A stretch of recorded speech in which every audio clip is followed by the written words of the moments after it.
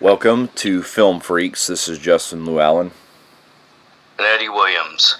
And tonight we're going to be doing a special retrospective on the Godfather of Zombies, as he's called, or was, as he tragically has passed away as of last year, Mr. George A. Romero, who, as we know, was one of the most famous and most influential directors in the pretty much for a long time. And he's the guy who started the zombie genre. Pretty much, yeah. He made the zombie genre popularized, starting with his original classic, Night of the Living Dead. And he has since grown such a impact to the horror community, and he's considered one of the best, actually one of the most influential and creative directors that deal with the zombie films. And before we keep going on, I do want to mention that I actually have a great aunt who played in the original one, the black and white. She was a zombie. Yeah, he actually has a relative that's in the original Night of the Living Dead. So, yeah, she lived in. She's from Pennsylvania, where they actually shot the original, I think, too. So, or they did cast out there or some shit, but she went up there and they hired her. She played one of the zombies. You don't get to really see her in particular, where you can kind of like look at her and find her. She just plays inside the crowd. Got you. Well, that's really interesting, man.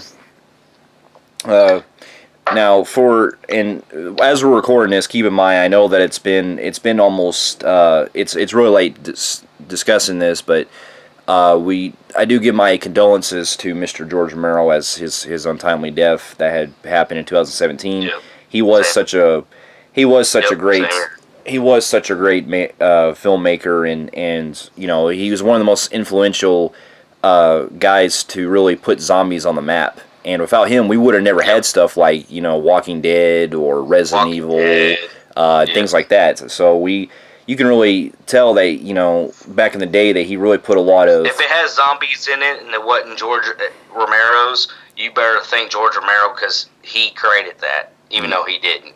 Yeah. And so basically what we wanted it to do was to go ahead and talk about some of his... we're going to stick to pretty much just his Of the Living Dead films that were released. So we apologize, we won't get to his other films that he did, like the Season of the Witch, Monkey The Shines. Crazies, Monkey Shines. Some of these I've seen a little bit of Monkey Shines, but I'm not really familiar with other films that ain't the Dead series. But you know, I'm just familiar with his Of the Dead series, and not only that, we're doing this for retroing, preparing for a review we'll have later on tonight, the new Day of the Dead reboot, which came out in January. Yes, absolutely, and we'll be discussing that here later on. But for now, we're mainly going to be sticking to his original zombie films that he directed in the Living Dead series, as they're called. And also, if you want to hear our thoughts on the Creepshow films, you are welcome to check out our Stephen King retrospective, where we went over those films. So you are welcome to check. Yep. We did go over those films, but that's in our separate retrospective. So here we're going to begin with 1968's Night of the Living Dead, a film that pretty much sparked the wave of zombie films after it was released, and it was actually made independently financed by George Romero himself. He directed it, wrote it, edited it, pretty much everything. He basically did what John Carpenter did back then by making your own type of movie, by giving all of your input on such a very low budget. Yes. And yeah, he shot that. I forgot what it was, like 10,000, 20,000 or some shit. I believe it says $114,000. Oh damn, I was way off. I thought he did it way cheaper than that. No, it wasn't. I mean, it was still, back then it was considered pretty much a low budget. Kind of micro budget was considered back then. Yeah. So it was, you know, but he had pretty much everything to bring it into his own, so to speak. And with the original Night of the Living Dead, it was actually a film that I didn't watch until actually kind of some years later, like when I was about 9 or 10. Well, not years later, but I watched it when I was little, but I only watched kind of like pieces of it here and there. It wasn't until I watched the remake in 1990 that I went back and watched the original film. Yeah, funny thing is even though I have family that played the old black and white one, I was the same way too. It took me till 1990s to actually see the old one. Yeah.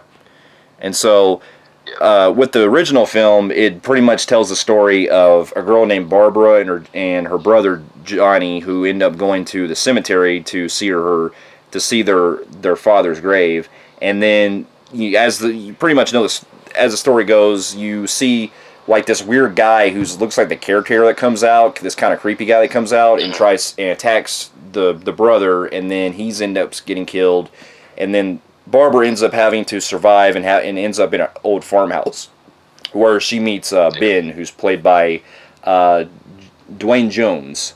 And the interesting thing was that when this film came out, it was rare that I think it was kind of rare to see an African American in a horror film like this, where they were pretty much a leading guy. Yeah. So this was actually one of the first films to kind of present that, and I actually think that the guy who plays Ben, Dwayne Jones, he actually really carries this film a lot. He's very the original guy. Yeah, he did really good. I thought he was really good. Yeah, he really he's pretty much considered the hero of the film, because it kind of switches gears, because at the beginning you're kind of following Barbara, but then when you get to Ben, it's like the movie's mainly focusing on him. Yeah. Because really, if you look at it, Barbara in this version doesn't really do much. She kind of just feels very... No, she's more of a girl in a dress, and she kind of plays a girly girl. Yeah. Yeah. And she's really a lot scareder, and she's scared, and she really kind of just sits around the whole time while all the other characters are pretty much doing everything else. Especially, watching the black and white, how you sit back and watch that, it kind of pays where you can kind of see it, like you would like to watch something like that at drive-ins. Yeah. Like black and white, like 50-ish. Yeah. Well, believe it or not, this was... Well, I mean, we'll get to it later, but this was one of the films that actually sparked the way of what was called midnight films. Films that they would release on drive-ins and, midnight showings and stuff that they would kind of release annually as an event. Yep. So, but anyway, back to the story. This film also deals with some other characters that come into play at this house, because basically it deals with the people having to barricade themselves after they realize that more zombies are coming on their way trying to get inside, and they realize that they're pretty much like cannibals, where they're just eating people and everything. And for when this film came out, for one of the earliest films to feature gore, it was actually pretty unique how Romero got away with a lot of the gore in this movie. Yeah. Even though it's in black and white, it still adds a lot of disturbing and very macabre layers to it, to where, you really see a lot of the flesh being ate and stuff, especially when that one zombie is eating the guts and everything. It's just, I still think that really holds up. Yeah, it still holds up for that time, though, that part, because you didn't really see a lot of movies that really went into detail like that. I mean, not saying it was really detailed, I'm just saying, back then, a lot of shit like that was very censored. Yeah, and so... Yeah, because if you try to watch The Blob or The Thing from the Other World or any of that shit, it doesn't do that kind of stuff. As far as gore. Yeah. Yeah. But yeah, and plus what I also enjoy about the film too is the score. It's very moody. It adds a lot of atmosphere, especially even though the film is in black and white. It was like one of the last films to really kind of what you consider the last classic era, if that makes sense. Even though this was in the late 60s, it still was going for that old type of 30s feel. Where it didn't. You know what? Even though it's not considered it at all, I actually think that at least the first one, this one we're talking about, the black and white, should be considered a part of the Monsters of the Universe. Yeah, I kind of up there with the Universal monsters. Yeah, Universal monsters, because zombies are considered you got vampires, demons, stuff like that. Zombies always been considered a category. What movie takes that realm? There ain't no other one but this one. Yeah, and not just that, but you also have the way that the film is going along. I mean, it is very simple because it's just them having to survive the house, but you also get to see some of the commentary in the film, like how pretty much there's radio. They'll see like TVs. They'll see TV stations, TV channels that are going over how the dead get up and start walking around and stuff and things like that. Yeah. It's basically in a way kind of commenting how cannibalism works and all that in a way, because Romero, it seemed like he put a lot of emphasis on dealing with like how social commentary comes to play with these type of films and the way that the human behavior affects how the person is killed in all these films and everything. And you know what's really interesting about this movie?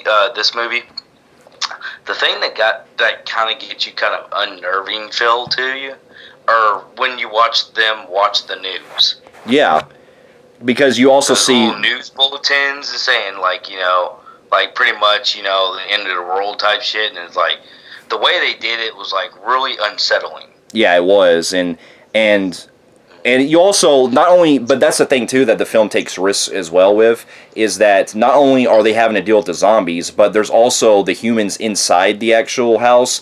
The other like that one bald guy and the wife and the daughter.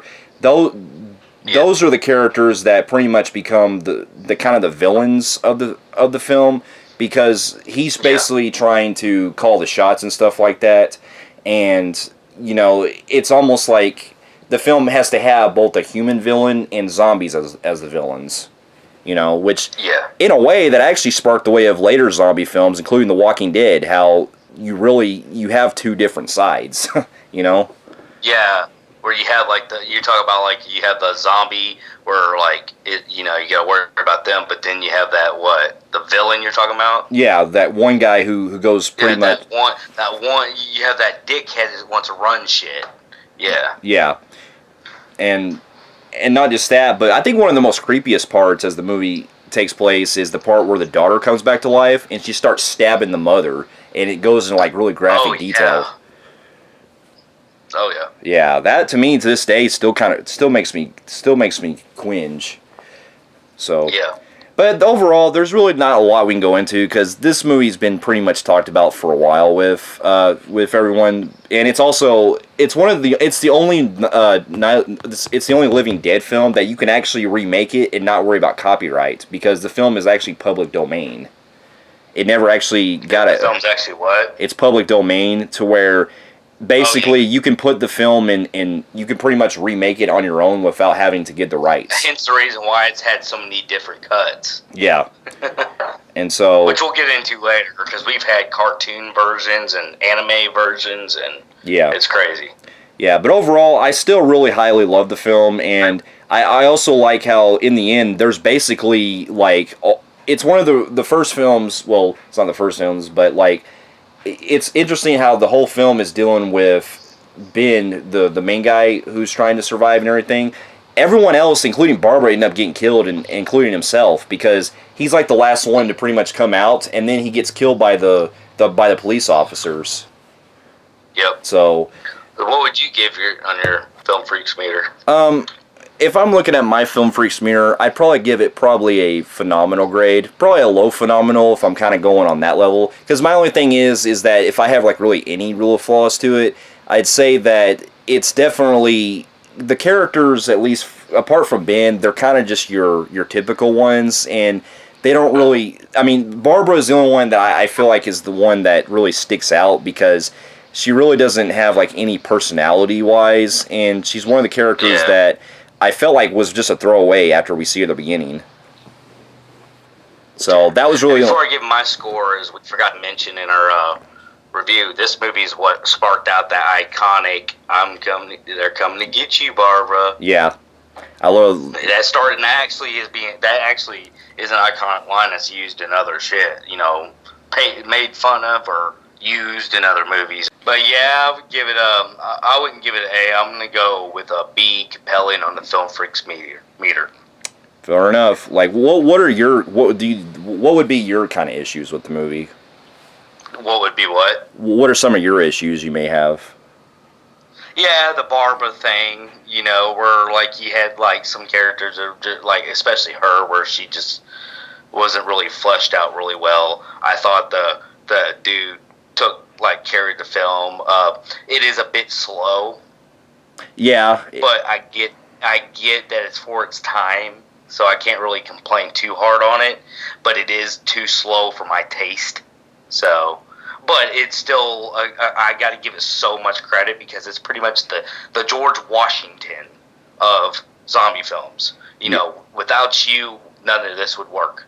I'm not saying that it gets an automatic best, but I'm just saying, like, I would own it. It's a great film of its time. Black and white, it's like one of the greatest black and white films I've seen in a while. So, I hear you. And yep. Now, after the success of Night of the Living Dead, we pretty much, after a while, it wasn't until about 10 years later that George Romero decided to come back to do a follow-up, which was Dawn of the Dead.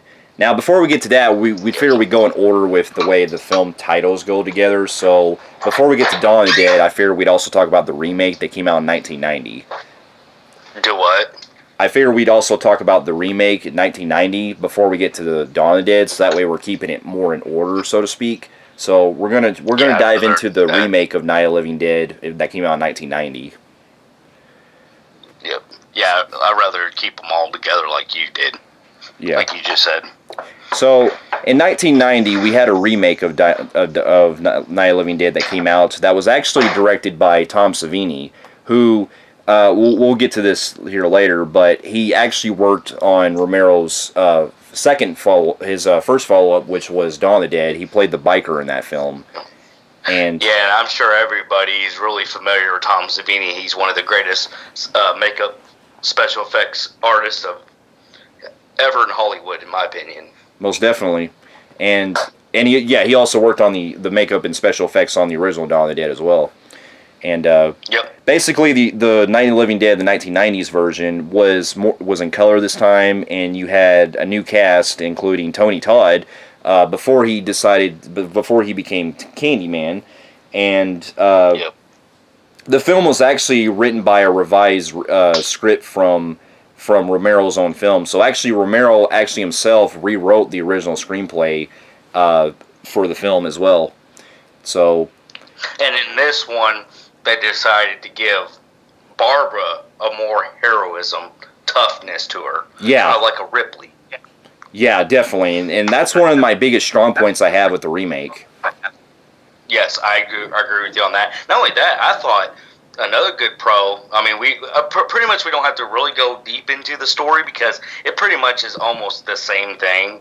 But with the addition of Barbara being more tough and more Ripley feel. Not only that, I thought Tony Todd was great in playing that one dude's character. Yeah, Ben. From the original. Yeah. Yeah, he was. I thought he was great. Yeah, he definitely carried this movie like the original Dwayne Jones did. And also, it was great to see that this one really kept with the faithfulness of the original, even though it did kind of really seem like we're watching the same film again. It did seem like they kind of upped the gore this time, too, because you see a lot more with the zombies, how they're, attacking and stuff like that. But also, we sent it, from what I remember, too, is that this one felt like... I will tell you right now, whenever they're in the dark and they're in that farmhouse and all that stuff, and then you got Tony Todd trying to find a TV and working the bunny ears and hearing that bulletin that everybody is dead, and with that little creepy moody score in the background. I remember that shit like that. The whole news bulletin stuff that both films did were really it really sets the mood, and it's creepy. Yeah, it does. It's definitely... This one, while it takes more of a modern approach to it, it does kind of feel like the film seems to be set in the 60s. I mean, it's still set in the 90s because, from the haircut that Barbara has and things like that. But when they go in that old farmhouse, it's almost like they stepped off the same house from the 60s, it seems like. I know. It's like they went back in time because when they meet up and, you got other people... surviving from this farm that's letting them come in, and then you got kind of townspeople and neighbors and stuff coming in. It seems like everybody's dressed up like Children of Corny-ish look to them, where they got that farmer type look. Yeah, that's what I'm saying. Yeah, and not just that, but Yeah. But you know who also plays in this film that I didn't realize until years later? Bill Moseley plays Johnny at the very beginning, and I didn't realize it was him until I seen it after a long time. I didn't notice that Yeah, either. yeah, he was Johnny at the very beginning of it, and he gets his head smashed into that grave, and they go into detail with that too. Well, I mean, you know, Yep. but yeah, there's not really much to go on with this one, other than the fact that it's really the same film as the original. So it might seem like it's a carbon copy, but in a way, I actually still give it respect because I feel like the remake is still trying to carry the whole like gore approach, like with the zombies and stuff, and the way that they're having to survive and things like that. It doesn't quite rely on the commentary as much as the original film did, but it still retains a lot of the the survivalness that I really enjoy. So with that, I give Yeah. I agree with you on that. Yeah, I did. I thought like to me, I feel like these movies are kind of like compared to some of the ones we'll get to talking to. I do feel like they are like some of his slow burner ones. Yeah, this one felt like it was more faster pace, it seemed. Yeah, this one, and with the whole kind of having the same twist, towards the end and stuff. But yeah, anyways, yeah, it's pretty much the same movie all over again. But I still give it a pass because it was like it was actually the first one I watched out of compared to the rest of them. The other Night of the Living Dead, and I still, after seeing the original, I still think this one held up. Yeah. Well, it also I think the only thing that it really kind of changed slightly that I actually kind of like a little better than say the original was the ending where we have Barbara pretty much avenging Ben's death, because Ben gets shot like in the original film, but in this one we see that Barbara pretty much gets she pretty much gets revenge by shooting that one guy, and then she has to witness all the bodies pretty much burning, and when those rednecks are putting the bodies in the fire. So in a way, I kind of like that ending a little better than the original one. Yep. So with that, because I probably kind of give it about the same grade as I do the original film, I'd say this is probably I'm on the Film Phreeks meter. I'd probably give it probably a phenomenal, like a low phenomenal grade. So because there's things I like in the original more, but then there's things I like better in the remake. So they're about the same for me. Yeah, I'm gonna stick with B, compelling grade on the Film Phreeks meter. Fair enough. Well, and going back to the original films with George Romero, in 1978 he brought us his follow-up with Dawn of the Dead. Well, before we continue, since we were adding them all together in one thing, we didn't see the anime ones or any of the other ones that came out with the Night of the Living Dead, because the Night of the Living Dead, it seemed like when it got to about the mid-2000s, they were really coming out with films that, with people's own ideas. We had one that was like cartoon, anime look to it. And we had one with Sid, was called 3D. I didn't see that one either. Yeah, that one was called Night of the Living Dead 3D in 2006. And then I believe it was 2015 we got one that was called Night of the Living Dead Reanimation or something. And basically it was Night of the Living Dead Darkest Dawn. It was pretty much an animated film that actually was shot like for that took a long time to complete because they had to work on the animation for a long time. And the funny thing is with that one, I haven't seen it, but they actually got the voices of the original cast members. They got Tony Todd and Bill Moseley to return from the original 1990s remake. So there's that, but I haven't seen it, so I can't really judge that one or the other one from 2006. But there was and also going back to the original, there was also a one that they re-released called Night of the Living Dead, the 30th anniversary, where pretty much they actually make it instead of just remaking the entire film, they add new scenes to the film that were reshot in that were updated in like 2000 or 1998 or something. And pretty much they just added they filmed new scenes for the original movie and just added it back into the original movie. And from what I heard, from what I watched of it, man, it felt really out of place. So that's what sucks whenever they do stuff like that. It doesn't work all the time. Yeah. But yeah, the movie's been remade so many times that I honestly wouldn't be surprised if they end up doing another remake in the future. So, Yeah. but anyway, going back to the original Dawn of the Dead, this was actually the first one that honestly I didn't even see until the remake came out, because I didn't even know the original Dawn of the Dead existed until after the remake came out. Me, I actually saw, like, I didn't see the whole movie, but I saw 3/4 of the original before I saw the remake. And then after watching the remake, I went back and actually recompleted the original one. Got you. Yeah. Yeah, this one. Yeah. I actually after upon seeing it when it first came out, I didn't really know what to think much of it, because I only saw bits and pieces.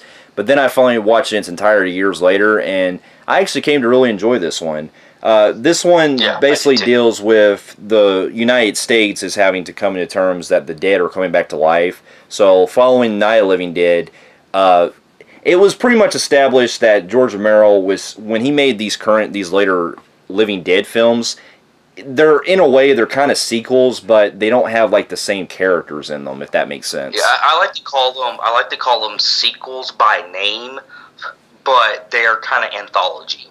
Yeah, they're they're pretty much the equivalent of like the Creepshow films. You know, only if the Creepshow films were all in continuity, because this film pretty much shares continuity with the other films. Well, all of them do, but they don't have like the same characters or anything.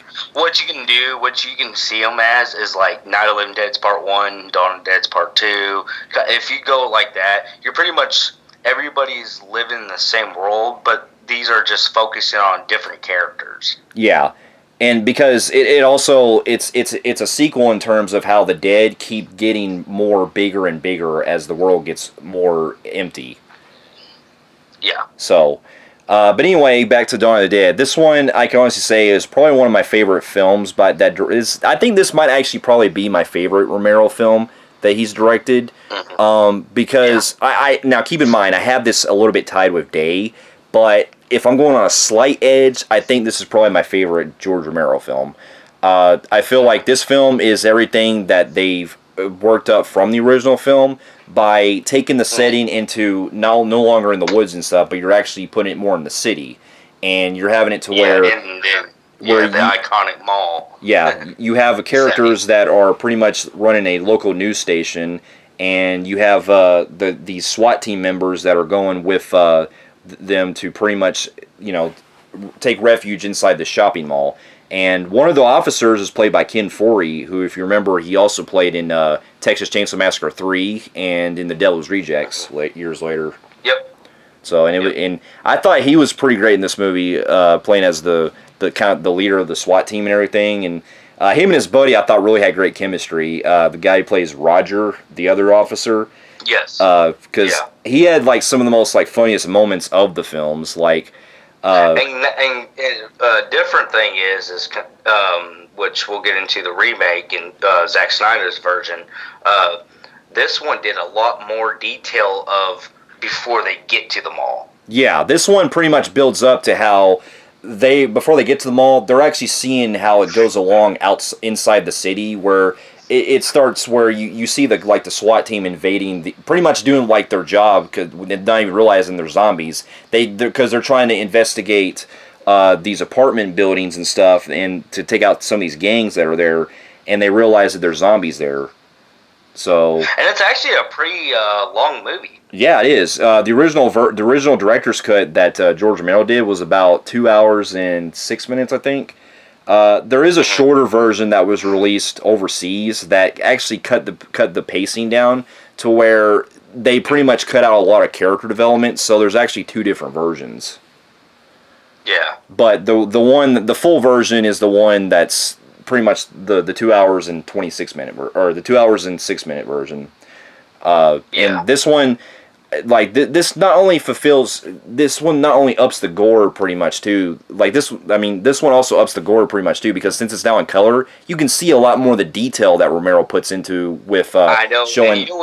You know what I really vividly remember watching this mall scenes?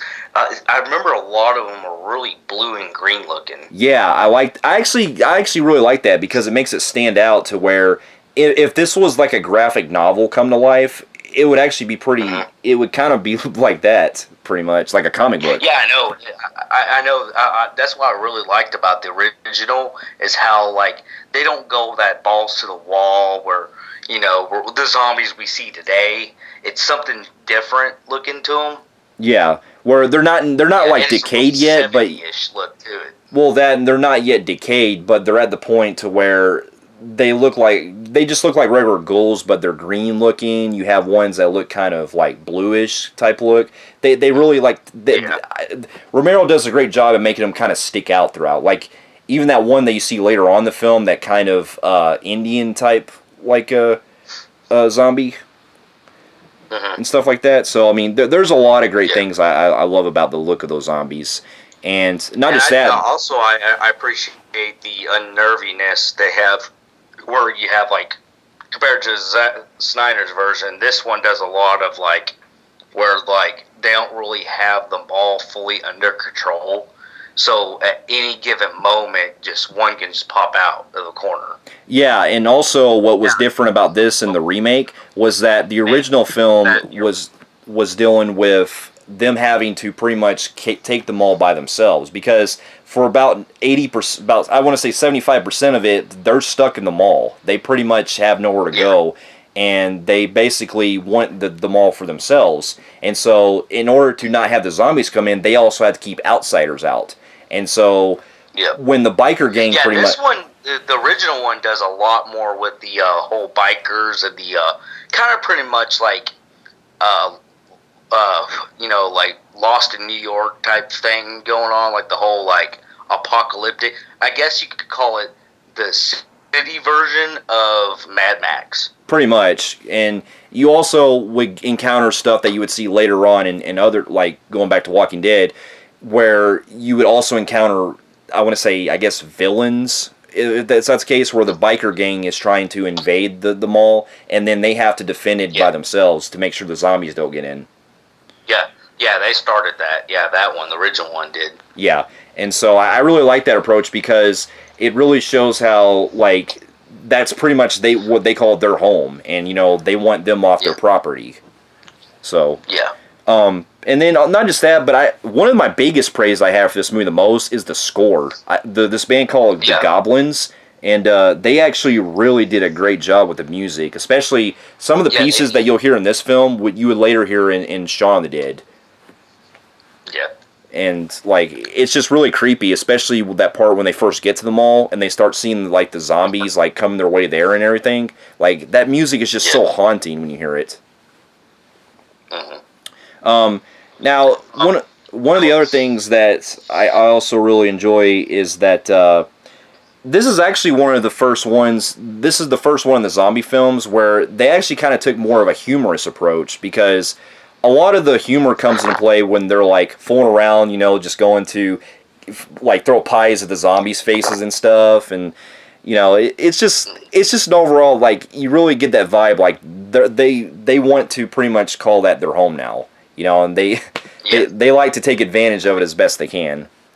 But one of the interesting... Tom Savini plays one of the bikers, which was pretty cool. Yeah, and that's when we pretty much have them trying to invade. And what's funny is there's that one part where when he first comes to see that one zombie, he starts, like, he pushes him down and he says, "All right," and then he starts cutting him with that fucking machete that he has. Yeah. You know what? It kind of had like a whole Warriors feel to it. It did, actually, yeah. Yeah. Oh, who's also in this movie, right? The guy who would later play Rhodes in Day of the Dead. He plays an officer at the police dock at the beginning of it. Yeah. Joe Pilato. Yeah. I mean, there's more we can go into detail, but I can say that, like, this movie, since this is pretty much my favorite out of the original Romero Living Dead films, I really don't really have much flaws to go with it, because every moment's just so, like, outstanding. All the characters, like, they build up their, themselves in the mall, and you really start to feel you actually feel like you're spending like every moment with them, and it becomes very emotional toward the end too, because when you start to lose some of them, it really gets to you. Yeah, it does, especially whenever one dude gets shot a lot. Yeah, and then you have that one guy who actually ends up. Then this is the first time I thought this is pretty clever. How when one of the main characters ends up getting shot, or he ends up dying inside the elevator, and he actually comes back as a zombie. Yeah. He pretty much actually, in a way, leads the zombies to where the rest of the survivors are, which I thought was basically the precursor to Bub in Day of the Dead. Yep. So I actually thought that was pretty cool how there was still like a semblance of like memory that the character had to remember that as a zombie. Because even though he's a zombie, it's like he can remember stuff like where the location was and everything. So. Yeah. But yeah, anyways, it was a phenomenal zombie film. It's about out of the Romeros, about my second favorite of his, maybe third, about second. Yeah, I'd give it about a second. Yeah, it'd be my second favorite. But it's a great film. Don't really have much flaws to it. With that, I'm giving it a phenomenal A grade on the Film Phreeks meter. I am too. I'm giving it a phenomenal grade as well. It's definitely one of my favorite zombie films, and it definitely still holds up to this day. And in 2004, we got a remake of Dawn of the Dead that came out that was directed by Zack Snyder. And to this one, this was actually one of my most anticipated films, 2004, because when I first saw the trailer, I actually got so hyped even from the previews because from the previews, not knowing that it was a remake, I actually really liked the idea of them doing a run-in zombies. Yeah. Oh, yeah, I know. Like, I get that we like the walking, and that's classic and stuff, but I always thought that a horde of zombies running at you is actually pretty fucking scary. And I will tell you right now, Zack Snyder, he captured that whole running zombie, because a lot of them try to do that, and it just became like, yeah, it's getting old, and it's getting ridiculous. They're doing backflips and stuff. But this was probably the only running zombie good film, other than like the 28 Days and Weeks Later. So, yeah, he captured that very well. Yeah, he did. And I can honestly say, out of the remakes, I think I have Night of the Living Dead, the original, slightly above Dawn, the remake of this. But for a remake, Dawn of the Dead I thought was pretty damn good. Like, and yeah. I think that out of the films that... Oh, and I do want to say this. That Zack Snyder opening of the film is probably one of the best openings I've seen in all zombie films, and probably one of the best top 20 opening films of all time. Yeah, absolutely. Because in this story, we deal with it where pretty much the zombies are having to... The opening credits. Yeah, I know. Well, I was saying before that, the story in this one deals with pretty much the zombies coming around like early overnight, because we pretty much see them come to life after. Well, they start to rise after that. The one girl we follow played by Sarah Polley, who basically like her husband ends up getting eaten by this zombie girl, which is the first time I've seen a child zombie. I think when I was younger, and that was pretty fucking brutal. Zack Snyder didn't like shy away from brutality in this film. He really nailed it, and it was pretty gruesome and bloody. But really, what I got into that really got me praised was, like I was mentioning earlier, I really got into the opening credits, because this opening credits where it shows the news and then the man comes around, playing. Yeah. Yeah, I really love that, especially when you're hearing, when you see... what's his face? That sings that. Johnny Cash. Johnny Cash, yeah. We're playing that song, and it's just like, dude, like, that's like one of the sweetest openings. I do, I know, I love it a lot. And I like how, like, it starts showing, like, all, like, dark history stuff, like, where it shows, like, all the Muslims praying. Ugh. Just like you see, like, devastation happening. Yeah, you see pretty much the whole world going to hell, and they're asking the press conference of the White House, like, do you know how this started? He goes, we don't know. Yeah, I love that, especially when you see the whole world pretty much get overcrowded because these things start running in different swarms and stuff. And then they try, the military's trying to stop them. They end up going to the White House. It's like the whole world just goes to hell right there, Yeah. And it did it so well to tell us where we're at without having to do a prequel. Yeah. And a really deep down prequel, which we'll get into other films that kind of did that, and it just got way out there. Yeah. But yeah, and then we're pretty much, we meet some of our cast, which Tyrese Gibson's in it, and then we had Ving Rhames and Mekhi Phifer and Ving Rhames. Yeah, Mekhi Phifer. I keep thinking that was Tyrese Gibson.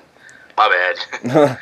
Yeah, and Ving Rhames was probably one of my most favorite parts of the film because he plays like the badass officer of the movie, and he has some of the funniest lines too, especially when he's like playing chess or whatever with his buddy across the gun shop. Gun dude, yeah, across the way, and then they shoot Jay Leno. Yeah, and what's interesting is that the humor in the film actually comes from. I didn't realize this till years later that James Gunn actually wrote the screenplay to this. Yeah, it does have James Gunn's humor. Yeah, you can see it now. Yeah. Yeah, and not just that, but also, and not just that. Can you believe that the special effects that were done in this film were actually made by Heather Langenkamp from the original Nightmare on Elm Street film? Oh, damn. Yeah. I did not know that. Yeah, I actually was surprised. I was like, oh wow, I didn't know she did the effects of this. Damn, I didn't know she got that much talent. Shit, that was like Savini level. Yeah. But yeah, this movie is pretty bloody, and then like that unnervy part with the baby. Yeah, that was pretty disturbing. Though I will say that nowadays the CGI for that doesn't hold up. Yeah. But I mean, when I first saw it, it was pretty creepy. That big fat zombie, which was pretty creepy. Yeah, and then you have like all the zombies that are like all like slurping blood everywhere and everything. Like that one zombie. Basically, we don't have to go in too much detail because it's pretty much they're in the mall again. Yeah, you get to see more updated technology where they want to buy TVs. They want to you see all the cool shit you'd like to steal on Apocalypse Day. Well, that, and also in this one too, they have to deal with some of the other stuff going on, kind of like how the original Night of the Living Dead was. This one they deal with the human characters that the other the security guards and stuff. They had to keep them locked up because they're trying to keep them out of the mall. So yeah, this one they didn't want to recamp the whole biker thing, so they did security guards. Yeah. And then they realize they have to end up working together, so later on they decide to team up. And one of the things that I did kind of feel like the film really felt strong with was how the pacing was very quick. Because I'm glad that they didn't no, that was actually one of my kind of minor flaws I had, was that I felt like the film didn't really take its time with its characters too much because it kind of went by on a quick pace. So it is a very, very fast movie. It doesn't shed any second. It just kicks it right off the hell off, and shit goes down. And it is a very fast moving film, and shit just won't stop happening, and which is a good thing, but at the same time it's bad. Yeah, though there are some. What's interesting is that there are some cameos in this film that are actually from the original Dawn of the Dead. The guy who played Roger from the original Dawn of the Dead, he shows up in the scene where they're talking about Fort Pastor and stuff, and as the general. And then you have another cameo by Ken Foree where he plays the TV Bibleist or evangelist, and he actually quotes his own line where he's like, "When there's no more room in hell, the dead will walk the earth." Yeah, that actually was a pretty creepy, a talk show thing he was doing. Yeah, and then you also have Tom Savini's also in this film too. He plays a sheriff on TV, and there's actually one part where he's saying, "Hey, look over there, it's a Twitcher."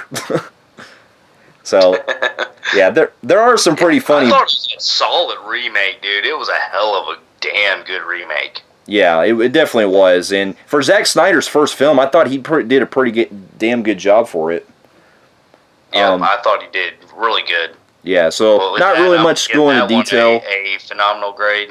Yeah, I'll give it a I'll give it a phenomenal grade as well. Like it's actually, I mean, it's not on par. It's not as like great as the original film for me, but I still think it's up there with it. So, Yeah, I do but too. Yeah, so now we get to it's my third favorite of George Romero's, and then now we get to my all-time favorite. now we get to the one that I pretty much have kind of I have pretty much tied with the original Dawn of the Dead. I have Day of the Dead, which came out in 1985. Yeah. 85. Yep. And this one deals with It's actually at the time when this film came out, it was actually the one that George Romero wanted to pretty much call quits after this one came out because he basically wanted to go on a high note. He thought this was going to work as a trilogy. And so this one we deal with. At this point, the world is pretty much dead, and the only groups of survivors that are pretty much left are taking place inside this military camp that takes place underground in this bunker.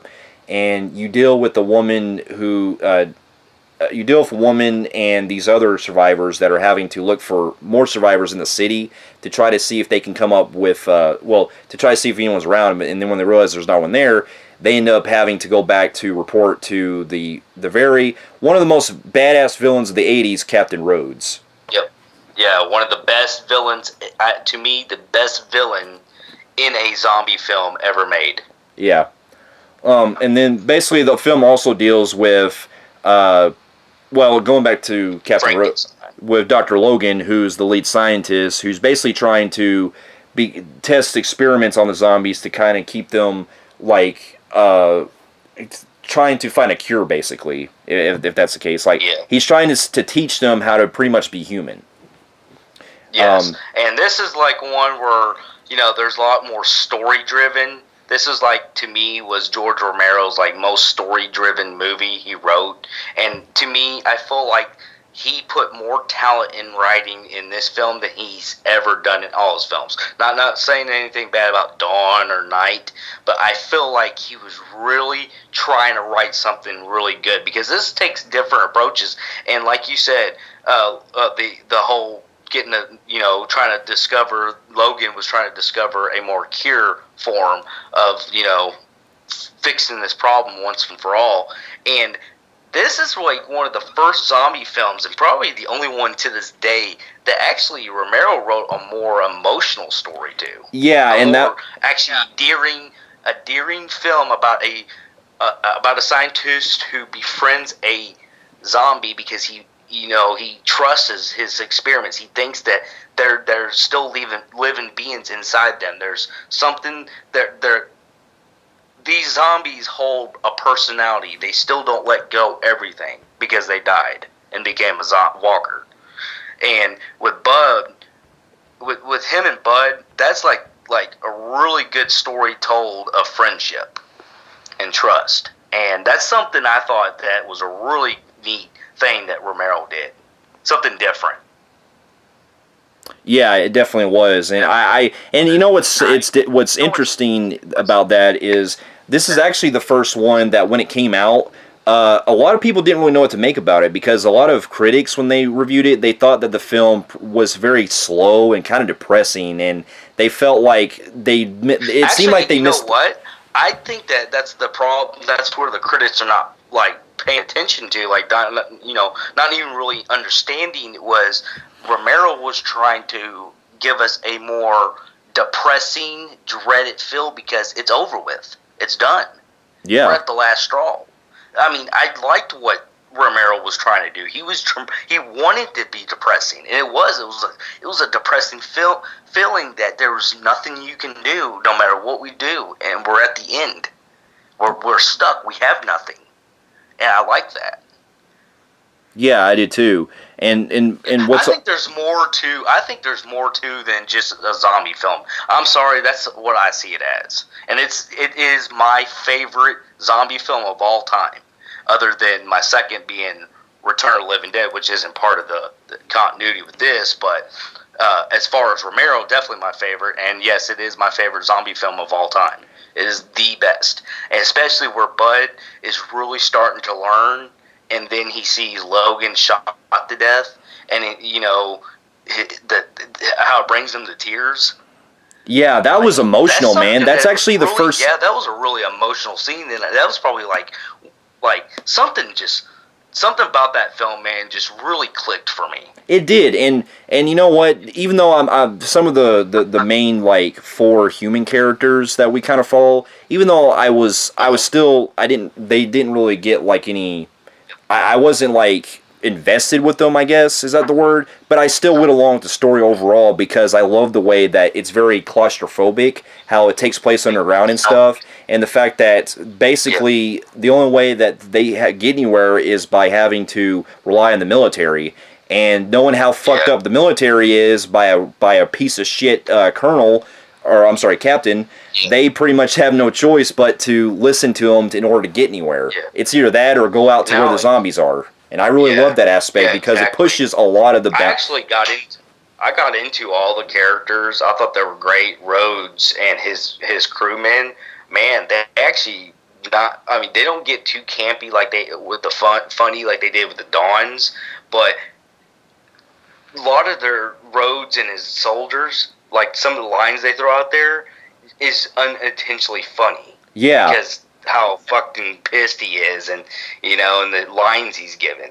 Well, that's what I'm saying, and not just that. One of my favorite scenes is the part where Rhodes is pretty much telling Sarah to sit back in her chair and stuff like that, and he says, "Have you shot?" Right, have you shot? And then he tells Steele to shoot her, and then he's like, "Bang, you're dead." And he's like, "Shoot that woman." And what's funny is that dude. You can hear him every now and then where Rhodes says some fucking funny ass one liner, and you can hear him in the background. Yeah, I really like that. Background, like the part where he comes up to Logan. He's like, "All right, I need progress," and then like he shows him Bud, and then Bud salutes to him. You hear that fucking dude laugh in the background. Yeah. Well, and what's really funny is what's really interesting is that this is actually the first zombie film where it's the closest to where we get to a zombie actually talking. Because there's actually a part where Dr. Logan is teaching Bub how to speak, where he gets him the telephone. He's like, "Say hello, Aunt Alicia," and then Bub's like, "Hello, Aunt Alicia." That's what I'm saying. That's why I liked what Romero did with this one. He did a different approach where it's more like story driven and actually like compassion of like fixed, trying to get the cure, but a friendship, a close friendship. Yeah, absolutely, and not just that. You can do to change and believe in change and stuff. Like I feel like he really. Like, Romero just really went above and beyond in his writing on this one. Compared to what he's known for, just zombies, eating, hiding, survival, there was more to it. Yeah. And that's what I loved about it. It was something so different and so good. It was. And it needed to be. And it really evolved. It's like you were saying, it really evolved how zombies are pretty much changing this. Because, you remember, we didn't bring this up, but earlier when we talked about Dawn of the Dead, there was actually a part where... like also where a zombie is trying to like get inside a car and stuff. There's actually some great social commentary about that, how the zombies are basically in all these films are trying, well, at least I'd say more in Dawn and in Day, they're at least trying to bring back like some of their memories or stuff to where they think they're human again. I really enjoy that aspect with these movies. And yeah, that's why I loved about his earlier work, is when he did stuff like that. I felt like his writing was really on point on that. Yeah. And before, his later stuff, it just became zombie films. But yeah, that, and not only that, a lot of people complain.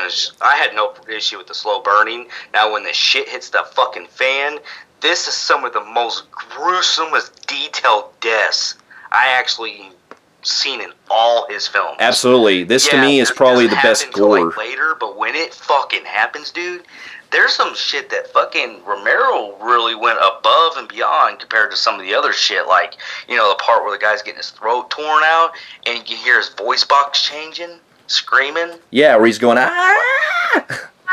Yeah, like it was really fucking like cringy. I was like, ooh, damn, that's like sent a fucking chill up my fucking ass. Yeah. And then that part where that dude's like fucking going nuts. He's like, holy shit. And they're sitting there picking his eyeballs out. and rip Yeah. his eyelids. I'm like, oh my god. Yeah, and then you have like well, before we get to one of my favorite deaths, you also had that other death scene where Steel is trying to shoot Bub, because this is actually the first time we get to see a zombie pretty much shoot a gun. And he's trying to get away from Bub and all that, and then he's like seeing him come to the door, and he's like, "Hello, come on, Bub." And then that's when he gets eaten and everything, and then he decides to pretty much end it, and then shoots himself in the mouth. And that was pretty brutal too. And then we get to the famous roads. Yeah, so now I like to know, before we get into that, I like that one dude that, like, you got this one dude, he's kind of pretty much suffering from PSD, post-traumatic and stuff. AWOL. And you get a lot of, like scenes where he's just like, leave me alone, just like, he's like really fucking weird. Yeah. But this dude ends up fucking just saying, fuck it, and just goes up there and lets them all in. And while he's doing it, man, they're tearing his ass apart. Oh, yeah, definitely. Especially when they bite his arm off and shit. I was like, ugh. Yeah, I know. But anyways, yeah, with the road scene and where he's like, choke on it. Yeah, that to me is probably the best death scene I've ever seen. Yeah. That's probably the best zombie-like death scene I've ever seen. But yeah, there ain't much to really go in other detail. But man, that's, like I said, it's one of my all-time favorite zombie films ever made, and you know, I'd give that 100% fucking phenomenal grade in the Film Phreeks meter. It's A+ for me. Yeah, it's definitely an A+ for me too. It's a phenomenal grade on my Film Phreeks meter. I have it tied with Dawn, but I can't. I have a slight edge with Dawn, slightly above Day, but I still love both of them with equally about if there was a tie. So with that, I do highly recommend it, especially if you want to see, you know, like Romero at his in his prime. All right, and that being said, like I said, it was my favorite zombie film of all time, and this one had the most fucking remakes, almost the most. Well, we've had two, so technically now. Oh well, one of them we'll wait. We're going to do our own video on of this year's new remake, but then we got the 2008 one. Yeah. Now, before we get to that, I actually wanted to discuss this just briefly because I've seen bits of it, but I know you haven't seen it. In 2005, there was actually an unofficial follow-up produced by the same company that did the original Day of the Dead, and this one was called Day of the Dead. Oh, wait, no, I forgot to mention one thing about Day. I forgot, because this is a must. Day of the Dead has my favorite score out of all George Romero's zombie films. Yes, it absolutely does, especially when you hear the opening where it goes do do do do do do do do do do do do do. Yeah, that's what I'm saying. It has like the best score. Yeah, it definitely does. Like it's I can't, like I said, all three films of the original Romero films, they're about like kind of in the same category for me. But there's things I love in like one of them compared to the other, but they're all like the perfect trilogy for me. Yeah. But anyway, going back to Day of the Dead, in 2005 there was a film called Day of the Dead 2 Contagium that was released. That's basically an unofficial sequel. Because this one was produced by the same company that did the original Day of the Dead, but it shares none of the crew, none of the cast members of the original film or anything. So basically, this is an unofficial sequel in name only. And I've seen the film, I've seen bits and pieces of it when I first watched it when it came out, or when it first came out, but keep in mind, it's been a long time since I really paid attention with it, and I was kind of skimming through it, so I haven't fully watched it in its entirety. But from what I watched of it, man, that is one of those films that is one of the most like god-awful cash-ins I've ever seen of going like that tries to call itself a sequel. You know, it was in that age when we got it was a cash in by name, but it was like totally different movie. And I'll tell you right now, this is one of like anything. Keep in mind, wasn't Romero. This is somebody totally different that did this. But anything associated to Romero's work, this is one of the ones that like no one knows exists.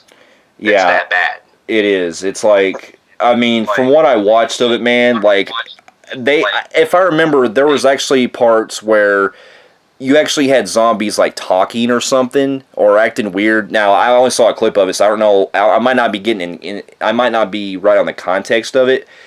But from what I gathered, that film had some pretty bad acting, and it had pretty much really nothing to do as far as like continuity with the original film. So I can't really comment much on it. But from what I watched, it was pretty bad.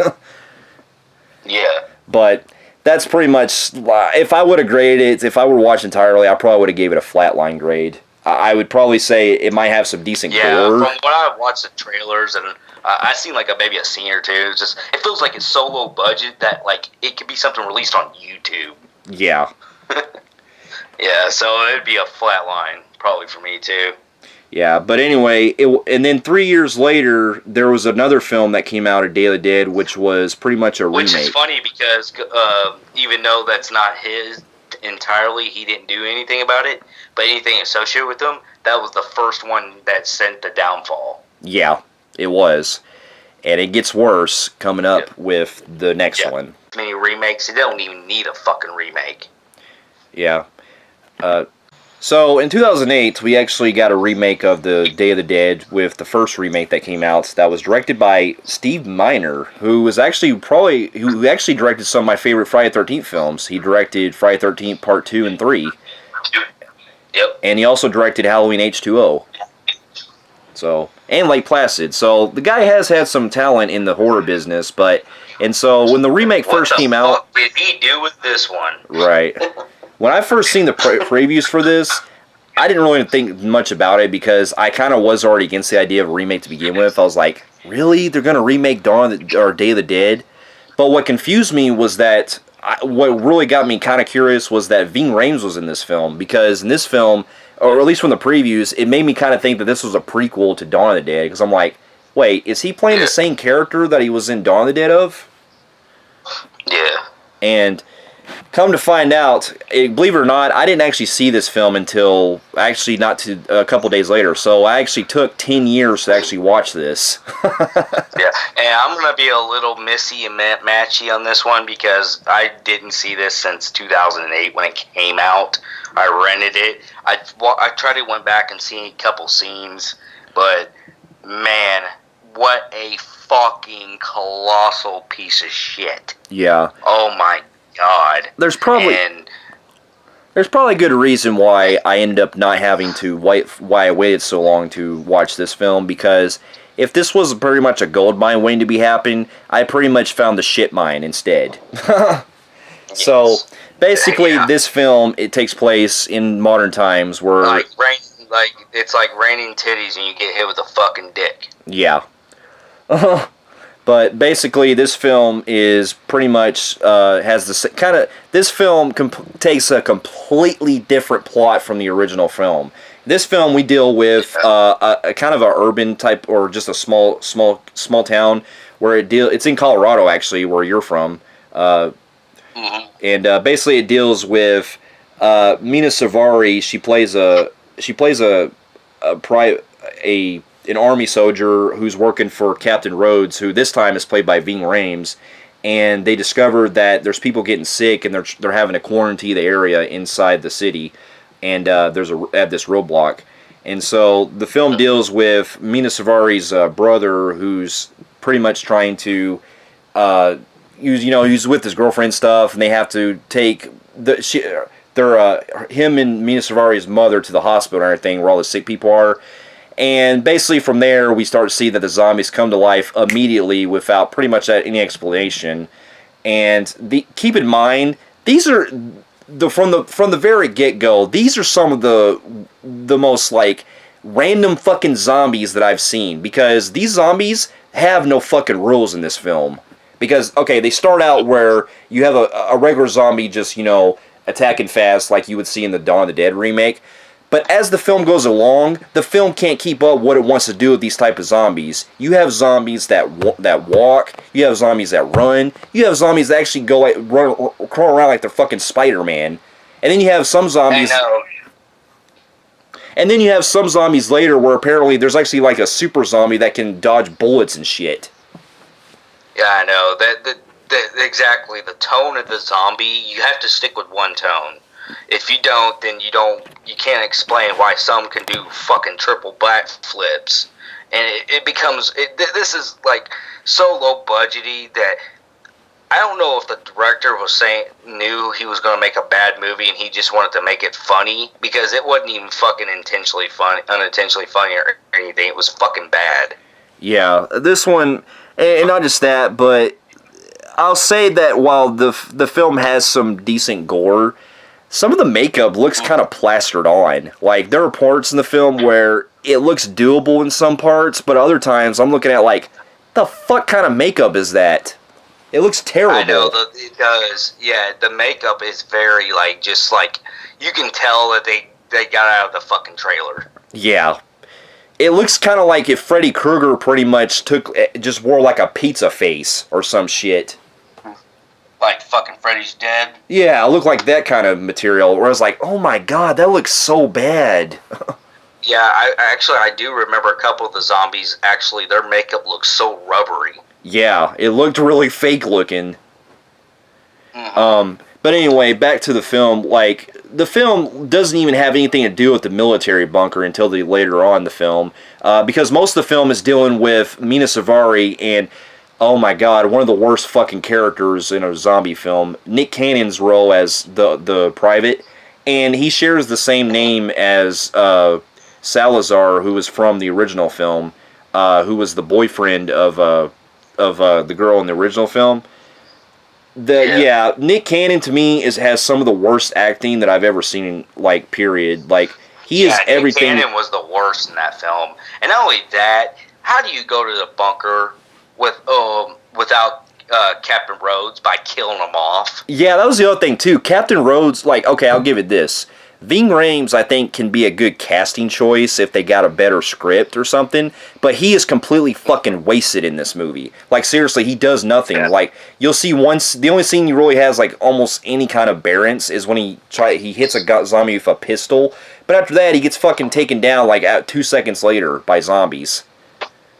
Mm-hmm. And then he gets eaten right there. I'm like... And the thing is, if that's what they intentionally had planned for Ving Rhames, he should never have the character of Rhodes. Yeah, that's what I'm saying, because he's killed off in the first 15 minutes or the first 30 minutes of the film. You could have called him Captain Smith or some shit. He didn't need to be Rhodes. Yeah, the movie shares character names from the original film, but none of the personality-wise are even close to what they are from the original movie. They just happen to share the same names. Yeah. And not just that, but another character that I found fucking annoying throughout this movie was the kind of $2 version of Jesse Eisenberg, who plays Bud. Yeah. Yeah, there's a guy in this film who actually kind of looks like Jesse Eisenberg, and his acting is fucking terrible. Yeah, everything is really low budget in this movie, dude.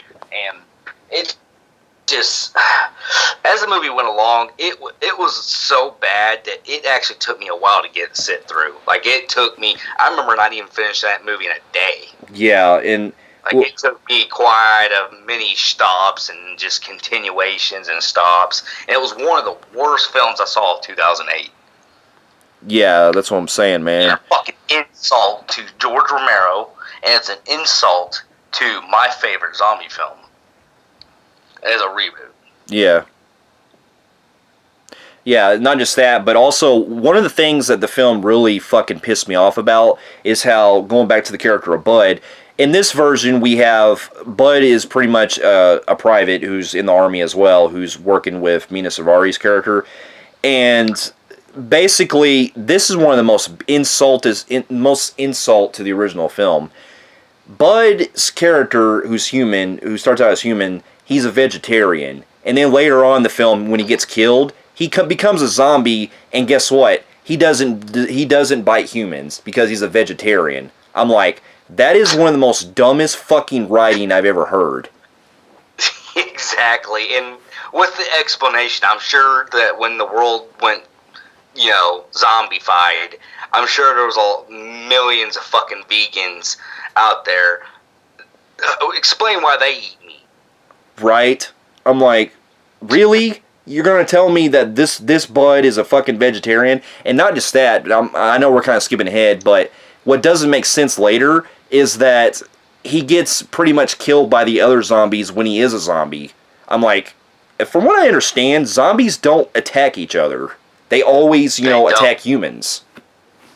Yeah. That breaks the whole fucking rules right there to begin with, but I guess at this point, because they were just making up shit as they went along, they're like, yeah, fuck it. This was just a cash in right here. This was just like, I'm gonna make a fucking terrible, unwatchable film. It doesn't fucking matter because the director's probably like, I'm gonna get rich anyways. Yeah, and they even also have a character of Dr. Logan, only this time, instead of him creating, experiments and stuff, he's basically just a standard fucking scientist who wants to create, like, the perfect weapon or some shit with experiments. Yeah. And it was fucking ridiculous. Yeah, not to mention the cinematography in this film was weird because it had like that weird kind of green look to it that looked like somebody puked all over the fucking screen. Yeah. I mean, granted, now keep in mind, a year before this movie came out, we had Planet Terror, which had that kind of green look to it. But the reason why that film, well, keep in mind, that's a better fucking movie to begin with. But the reason why that film at least had that look to it was because it was going back to that kind of 70s throwback look. This had no excuse. Yeah, not only that, it was focusing on being a grindhouse. Yeah, this had no excuse. This film was trying to take itself so serious, and it failed on all levels. Yep. And not just that, but some of the fucking one-liners were pissing me off too, because mainly it was from Nick Cannon, because almost every time he would kill a zombie, he would say shit in the most stupidest ways. Like this part where he goes into this pawn shop, and he finds a machete, he's like, by the power of Grayskull. I'm like, oh dude, shut the fuck up. Yeah, I know. He was fucking the hardest to embarrass throughout that whole movie. Yeah, and I mean, the only kind of credit I'll kind of say is that, like, the film has some decent gore in some parts, but it's nothing really memorable. It's just kind of there, so it's nothing really to go on about. And I'll say that even though the writing's still pretty bad, Mina Savari seems like she's at least trying in some scenes, but even she seems like she's really slimming in her performance too. Yeah, she started kind of feeling like Tara Reid in that movie.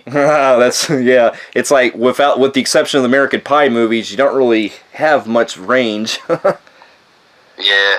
But that and American Beauty. Well, yeah, that too.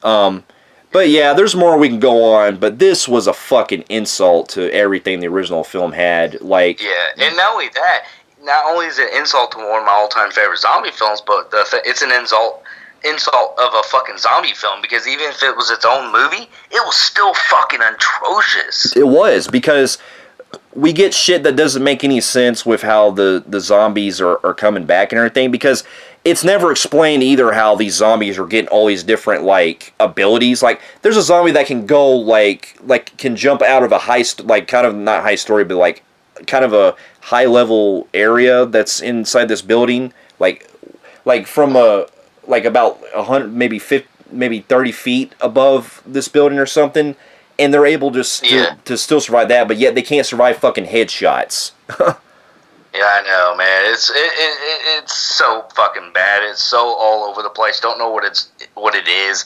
It was just pretty much a cash in, and just unexperienced people writing and being a part of this movie. With that said, man, it was the biggest fucking flatline of fucking 2008. I'm getting a flatline on the Film Phreeks meter. Yeah, I'm giving this a flatline on the Film Phreeks meter too. A really big fucking flatline. It's like at the very end. Yep. And so pretty much after that, there was pretty much there were no additional sequels made to this movie. It was pretty much a one and done film until, as of this date of 2018, we have yet another remake that came out called Day of the Dead Bloodline. But we'll save that for a review coming up. In the meantime, we're going to focus on the rest of the Romero films. We're going to go ahead and skip ahead going back to 2005, where the same year that we had Day of the Dead 2 Contagium was ironically the same year we had an official Romero film called Land of the Dead that came out. And believe it or not, that to me was probably one of my biggest hype films of that year when it came out. Because when I was hearing that George Romero was going to be directing a film, like I pretty much got excited from the trailers and stuff. Yeah, because he was actually on a hiatus since the Night of the Living Dead. Yeah, since the '90s at least. I think after he did like some of the, I think it was after like the Dark half. Because what he did was he did Night of the Living Dead was his last Living Dead film. Then he kind of said he was pretty much tired of doing Dead movies, so he kind of went on like other films. Yeah, after he did Day of the Dead, he pretty much called it quits for a while, and then it wasn't until pretty much almost 20 years later that he decided to come back with another zombie film, which was Land of the Dead. And I gotta tell you that for one of Romero's last like films that he directed, I can honestly say that it was a pretty good like comeback for him. Yeah, I didn't think it was too bad. Like I like that whole big city thing. It kind of reminded me of where like the city is like pretty much like all barded over and stuff. It kind of reminded me of something like and it's funny because he was in this. Dennis Hopper being in Land of the Dead. Yeah. He was in Mario Brothers. Yeah, it was. He kind of had that whole like the city kind of remind me of that land that the Mario Brothers go to. Yeah, it did remind me of that, and not just that, but that castle, that big skyscraper that Dennis Hopper stays in, kind of reminds me of that big tall one that he stayed in where he had the princess. Yeah, because this one this one takes place, way after pretty much the world's pretty much gone, and the last pretty much remaining survivors that are left are living in this kind of fortified city that is held by Dennis Hopper's character, and Simon Baker plays one of the guys that works for him as one of the survivalists who drives like this he does drive. He works also with John Leguizamo's character, who basically go out to try to find other survivors and stuff and get supplies for the fortified city. And funny because him and Dennis Hopper are in the movie together, right? Because it's almost like a reunion or it's almost like the unofficial sequel to Mario Brothers. Yeah, the fucking zombie edition. Right. Only we don't have Bob Hoskins this time. It's just Luigi going like teaming up with Bowser. Yeah. So.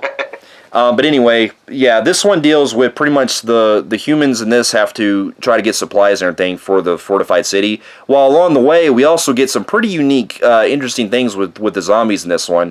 This is actually the first time where we get to see like we get to see a zombie like who's like this he's like this he was formerly like a gas station attendant or something, and I like how the zombies are trying to kind of like do things like they used to do when they were humans and stuff. Like you see the zombie try to put the gasoline thing on the gas fuel thing. Gas cap thing. Yeah. And then you get to see pretty much like in the beginning you see one of the zombies that's playing music and stuff. I really like the look of the zombies in this too. Yeah, and then you had that one, pretty much he's guiding all of them. Yeah, he's called Big Daddy. Yeah. And the film, basically the film is doing like kind of the other films where they're having to survive inside this fortified city and stuff, while at the same time they're dealing with actually kind of like a dystopian type feel, because this one kind of reminds me a little bit of the Hunger Games, where you have like the poor low class living in like these rural kind of areas inside the alleyways and stuff in the city. And then you have like the higher ups that are living inside this skyscraper and stuff. I actually thought that was pretty unique commentary to what George Romero did with that. Yeah, I will say that was actually pretty cool. And then I like Dennis Hopper as like the jackass. Yeah, he's kind of ruling this city is like kind of like a dictatorship, and he's actually very kind of like a stingy ass boss, because he sends these guys on like fucking supply runs, and like. Basically, people are doing this to get like food and shit like that. Ain't that what it? Yeah, pretty much. What it was. Yeah. Like he pretty much is like really stingy. He wants them to like get him like go and search for like good shit, like shit that he would love. Yeah, and not just that, but I also really enjoy how throughout the film we start to see that uh, uh, I like how we start to see, you know, some of the different things they set up in this actual city too, like, you know, how they have those matches with the zombies and stuff, and Yeah. you have like the photo booth and things like that. I really love this the kind of satire, well, or the commentary they're doing with that too, because it seems like at this point, like Romero was kind of in on the joke with the kind of he was kind of having some fun with the zombies and stuff. So those little Yeah. moments, he likes to add some nice little humor that I really enjoyed. So I can't remember what was the Big Daddy's like point and why he wanted to get to the city. because I think he was trying to get revenge. I think he was just trying to, you know, I guess kill. Wasn't there kind of more of like a revenge plot because he kind of still had a piece of his brain where he kind of remembered how he got fucked over. Yeah, I think that's what I think that's kind of what they were going for. Like he remembers how he got screwed over by Dennis Hopper or something, so he wants to get revenge on him. So I actually kind of like that. I actually thought that was really unique. Yeah, it wasn't too bad. Yeah. And then he's pretty much like it's like every of these movies ever since Day of the Dead. There's always like a bud. Yeah. There's always, I guess he loved doing somebody that was going to be like a bud, in which the Big Daddy's the bud in this one. Pretty much, yeah. And then you have like the other guy who's Simon Baker's friend in the film, who has like the scarred face, and he always has that thing where when he shoots his rifle, he likes to lick it because it lets him be able to see it better. Yeah. And so, but yeah, it was doable. It was doable. Like I love the gore in this too. Like gore. Yeah, especially a lot of the gore I really enjoyed was like the parts where you see like that part where the clown zombies eat that skateboard dude, and like you have one of the biggest parts is when the zombies actually take over the city, like the skyscraper and stuff. They start eating all them people, and then you have one part where they start like eating that part where the zombie's eating that girl, and he takes off that piercing that she has, like her belly button, and he eats her like belly button and shit. Yeah. Yeah. And now, if I do have some complaints, at least with this one, even though I like it like the other ones, even though I really enjoy this film, I will say that at this point, Romero seemed like he was kind of having like a higher budget this time. So he did kind of rely on CGI in some of the parts that were kind of noticeable. Yeah, I know that.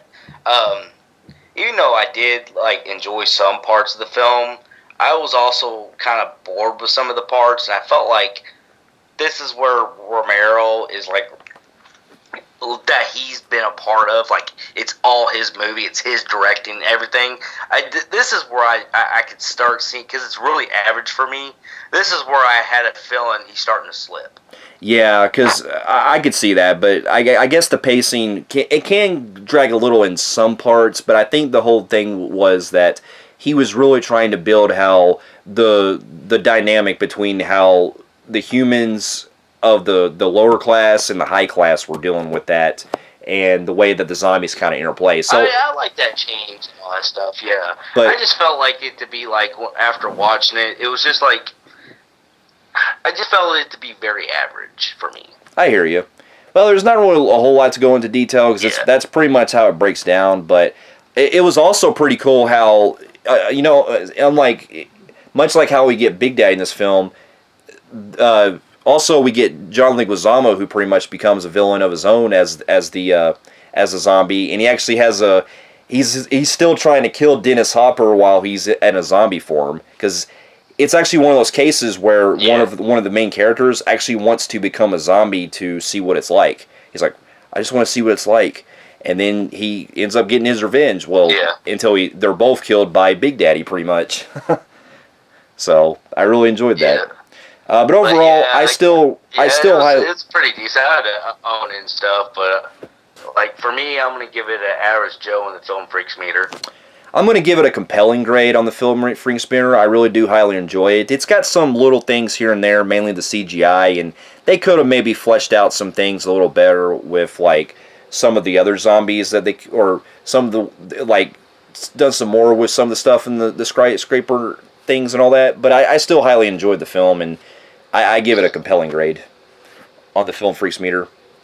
Yeah. So after 2005, Yeah. this was pretty much considered Romero's like biggest comeback of zombie films. And after he did this one, he pretty much came back a couple years later to try to continue this approach with bringing back zombie films with the next one, which was Diary of the Dead. Now, before this one came out, we were kind of getting a brief craze with found footage films because we briefly got it with Blair Witch Project, but it seemed like 2000s, I believe it was. Kind of went on a hiatus. Yeah, it went on hiatus for a while, and it wasn't until 2008 when the first Cloverfield came out that they decided to really bring back that genre. And I believe when I first watched this film actually came out 2008, about a month after Cloverfield. So I actually watched this on video, and I was actually very anticipated for it because when I saw the trailers, I was like, "Damn, this actually might be pretty cool with the whole like found footage and stuff." Well, I do like the whole found footage approach he was going for, and I didn't even rent this. My mom actually burnt this for me. Oh, got you. Back in the old days when we burned movies and stuff. Yeah. But after my surprise though, when I watched this film, but 10 years ago when I saw the film though, I can say that I was completely very, very disappointed. I can say that out of the films I've seen of Romero, to me, this was his absolute worst. Now, keep in mind, we haven't seen Survival of the Dead, so we can't really talk much about that one, but Diary of the Dead... And we heard it's actually worse. Yeah. Yeah. From what I've heard from fans, is I hear that Survival is actually worse than Diary, which, that kind of scares me. Yeah. But, yeah. Alright, but... Basically, Diary of the Dead is a film that pretty much takes the format of the found footage genre, and unlike the other films where they're kind of in canon, basically, this is the first one where Romero was trying to go back to his roots by kind of starting over, kind of like a reboot. So, he said that, from what I've gathered, it's not really a direct sequel to the other films, but it takes place in the same universe, according to what Romero said. So, you could say that this is basically taking place, like... in the original universe, but like in like modern times, if that makes sense. Yeah, that or it's following just another person. Yeah.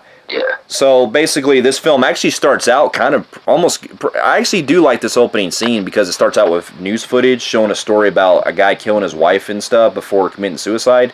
And then it shows like the wife like turning into zombies and killing the medical people there while they're like slowly approaching the camera. That opening scene really actually got me. I actually really enjoyed it. Yeah, I did too. Yeah. But then right after we see the opening scene, it gets to pretty much introduces our main characters. And I'll tell you right now, I didn't think I'd see this before in the other Romero films. This is, to me, these are some of the worst characters I've seen in a zombie film. Like, because it basically follows a group of film students that are going through it trying to make a horror movie and stuff, which I like the concept of what they're doing, but these are some really fucking low-grade actors that really can't act. They are really fucking bad. This is it was really under sci-fi. Like, really, run out of people. Like, here, you want $5? Come and act. Yeah. And what really pains me with this film, too, is the constant narration. Because unlike the other films where you're following the characters and they're trying to, you're seeing how it is very straightforwardly, this film deals with one of our main characters who's doing a voiceover over shit that actually is really fucking pointless because it's also showing us shit that already happened. Like, a lot of the narration that comes into play, it actually plays, like, clips from previous scenes that we just saw. I'm like, what the fuck is the point of that? Yeah. I'm like, seriously? We know what happened. You don't have to tell us in narration form, like, it was only the beginning. We had to keep going like this. And stuff like that. Yeah, it basically, it felt like Romero's like, hey man, did you hit fucking dementia or did you bump your fucking head? You should know your fans ain't stupid. Yeah. We get what happened in the previous before scene. We don't need to fucking talk about it. Right? And not alone, we don't have to see the same fucking clips of it earlier. Yep. Because that's what it does. It shows a lot of the same footage from earlier. I'm like, you're just really padding out the running time like that. Yeah. And they do that like 3 or 4 times. I'm like, really? I mean, I don't see why they're doing this. But anyway, the long story short, it deals with the rise of zombies like in the other films. And I will say that the film does have some good gore in this, like the other films do. Not quite on par like the original films, but there's still some decent gore I got behind that I enjoyed. And there is actually some things that I'll say that the commentary they're going for is kind of interesting. I get what Romero's going for in this, but I felt like it was poorly executed because it really seemed like it wasn't going anywhere. And one of the worst parts is near the end when they end up showing at this dude's house who's dressed up like a mummy and stuff. And that's when the film I felt like was going like turning into a fucking comedy at that point. You know, but basically also one of my biggest problems I have with the film too is unlike Land of the Dead, which pretty much relied on some CGI here and there, I really had a problem with the fucking CGI in this one. And I know, dude. I feel like this is like one of his most heaviest CGI. But keep in mind, we didn't see Survival, which I hear is like really just like Romero just gave up and he just said, "Fuck it, just computerize everything." This movie uses a lot of it. Well, and I read actually that the reason why he wanted to use so much CGI is because it allowed him to shoot the film quickly and add the effects later. And so he felt like, and also it was shot with handheld cameras, so he wanted to shift it from his usual way of making his regular, like how his other films are.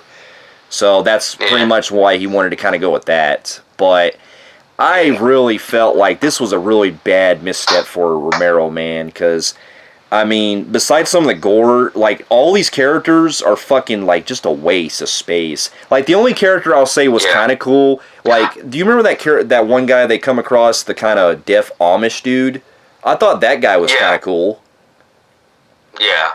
Because there's that part where they end up going to that farmhouse and they see the Amish guy, like, blow up zombies and shit. I thought that guy was pretty cool, but then it cut away. But pretty much after he gets killed, it's like, man, we got to spend the rest of the film with these fucking dudes or all these fucking characters. Yeah, these kids and stuff. But yeah, man, I will say that the found footage thing was pretty cool per se, like a great idea. Yeah, I mean, but I mean, every now did you feel like it was kind of shaky though? It's been a while since I remember, but I felt like when I watched this compared to Cloverfield, it wasn't like as shaky as Cloverfield was, but it still had a problem where, from what I remember, like they seem to be just. My biggest thing was that we have fucking characters just standing there like idiots while other people are getting killed. Yeah, I'm just like, you don't need to film that. Get the fuck out of there. Yeah, this is around the time when Romero pretty much was looking for like a low-budgety cast, just young, just heartthrobby kind of kids again. You know how everybody gets on that train? Yeah. Because that's how low-budget the fucking acting was, man. Whew. Yeah, that's what I'm saying.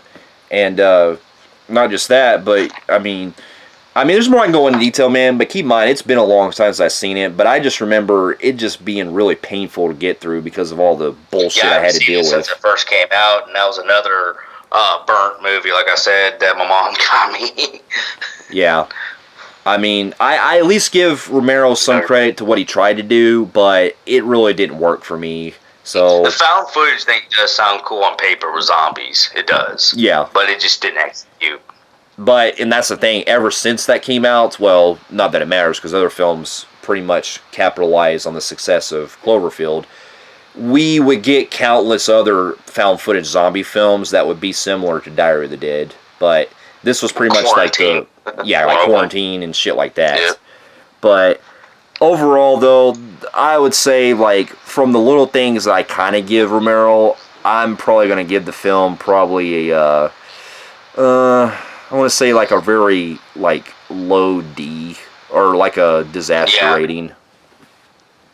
Yeah, I was going to give it a low D disaster on the film Phreeks meter. Yeah, that's how I pretty much feel. Like, I would have gave it a flat line, but because there were some things that I probably didn't mind so much in the film, it just, Yeah. that's pretty much how I feel about it. Yeah. But anyway, that's after that he pretty much followed up with Survival of the Dead in 2000. I believe it was 2011. But keep in mind, neither of us have seen the film, so we can't really comment on it. If we eventually get up watching the film, we'll probably do a separate review of it someday to kind of like complete it, since it is actually Romero's last film he directed. But until then, we can't really comment on it, so we can't really say what that one's about. But anyway, after that, that was pretty much the end of the Living Dead series that came out, because now what follows is all the remakes of Night of the Living Dead, and then you had the other ones like the Day of the Dead remakes. And coming up soon, we're about to do the review of Day of the Dead. Yeah. So, Bloodline, Flatline. Yep. Gave you a little hint there. So, for those of you who have also checked out some of all of Romero's films, Living Dead films, let us know in the comments below what you thought about them as well. And if you like what you see here, you can feel free to like and subscribe to our channel and check us out at filmphreeks.com. And we'll be seeing you here on our next review. And feel free to check out some of Romero's other work too, especially Creepshow and some of his other work. And he was such a great filmmaker. May he rest in peace, and may his legacy continue to live on. So with that being said, we'll see you here in our next review. We'll see you later. All right, later.